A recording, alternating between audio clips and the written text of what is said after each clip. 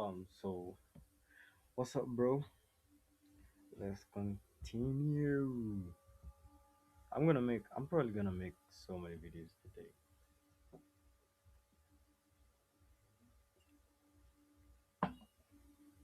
because I also want to talk about Nasdaq. Oh, Nasdaq. Yeah. So the two markets that are allowed, the Nasdaq and this here. Probably Michael might have made me love the market, but gold, beautiful, beautiful. It's got this thing that is, it's like a rope. I don't know. It's it's got it's like when you own a lion as a pet. I don't know if you get that. That's what gold is like. So I was talking about I wanted to pass a concept in the previous video. Now I wanna, you know, continue with what I was talking about. And what was I talking about? I talked about this horizontal here, time. My time is in New York. Remember the daylight saving was on Sunday. What does that mean? 1 hour is like pulled off.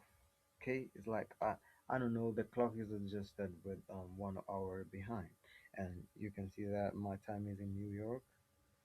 So when I was talking about time, make sure that your time is in New York. Right now I am in Nairobi, and the time is 10:30 a.m. But we can see that in New York it's 3:30 in the a.m. So uh we not it's not yet sunrise in New York. We're here. We are about to get into the afternoon. So also, when you look at this vertical line here, you're gonna see price. And what I was talking about is the candlesticks. So the candlesticks are the price. Oh, beautiful to understand that. Beautiful, beautiful. So the candlesticks, price. Okay, and you can see price in bullishness or bearishness. Bullishness, I mean the up close candlestick, and bearishness, the down close candlestick. See that? Yep. So that's why I am saying this is a buy side imbalance, sell side inefficiency, and this here, this here in brown, this here. That's a sell side imbalance, buy side inefficiency, or might be used as an IFVG, a daily IFVG. Remember, we are in the daily time frame here. Um, so how can that occur? The market is gonna come, rip through it, okay? Rip through it, sit on it, and proceed to go upwards. But there's a rule. Uh-huh. There's a rule. There's a rule to using these imbalances. So we have the buy side imbalance included with the volume imbalance. That's a rule. We have the upper, the middle, and the down part of the imbalance. What is the midpoint called? Consequent encroachment. Ah, beautiful. But we have two types of imbalances. Uh-huh. We have three. Uh-huh. We have the volume imbalance. We have the FVG, that's the fair value gap, and we have the candlestick wick. What does that mean? What does that mean? This wick here. This is a wick. This is the candlestick body. Okay? This is a wick. This right here is the wick. And this is the body. and this is a wick here. You can see that this is a wick and this is a body. So the body will show you whether the candlestick is bullish or bearish, meaning buying or selling. The wick is an imbalance. And what do you do to imbalances? You grade them. I have graded these fair value gap, but I have also included these volume imbalance. What's a fair value gap? We have two types of fair value gap. We have a buy side fair value gap and the sell side fair value gap. And we have the inverse version of every PD array also. So we have the IFVG inversion fair value gap like this here.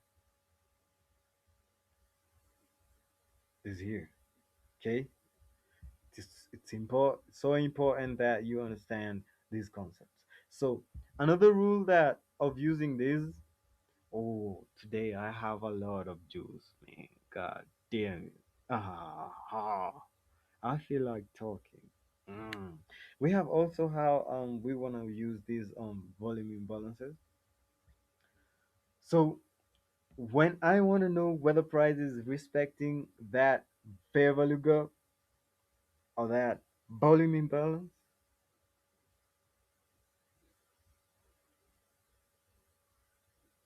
or that weak, I want to look, I want to observe at how the candlestick bodies are reacting on that fair value gap or that in volume imbalance or that wick, how the candlesticks are doing it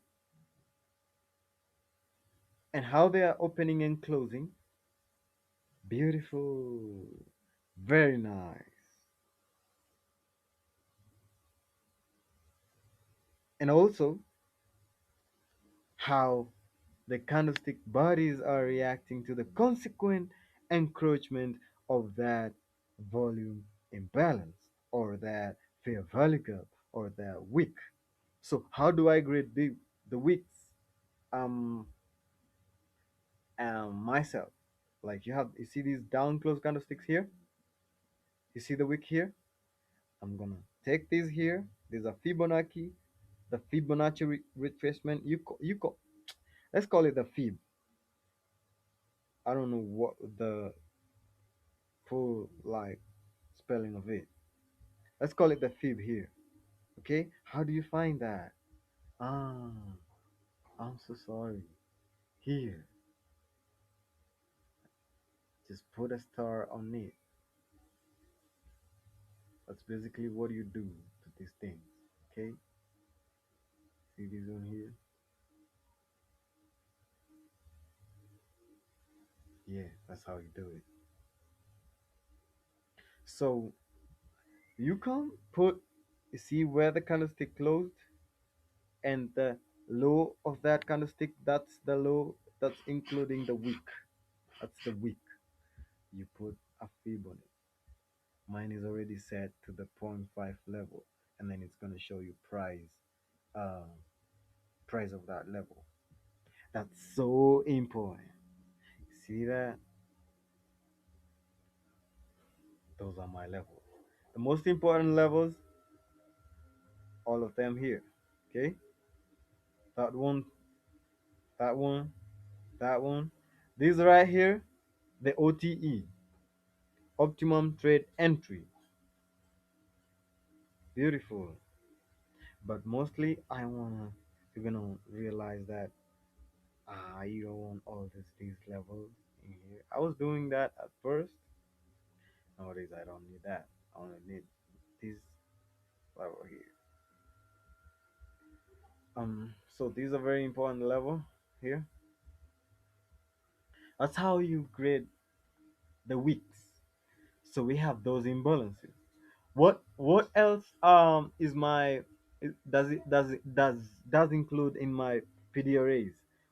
We have the liquidity.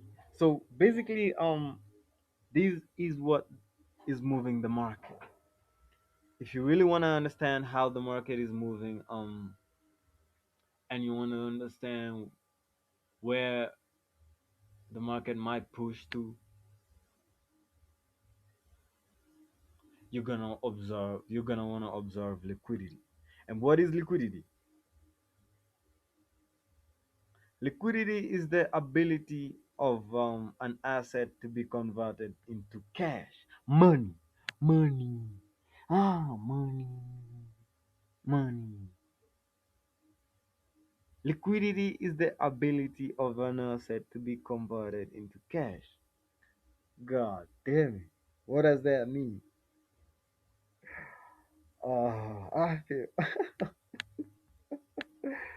I feel like, yo, if you are trading supply and demand, man, you have to stop that shit. Okay? You have to stop with that shit. It's gonna cook you up, bro. It's really gonna wanna cook you up. Um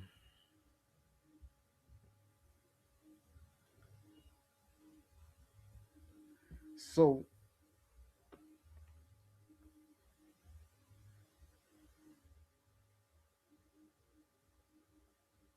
I was talking about liquidity. So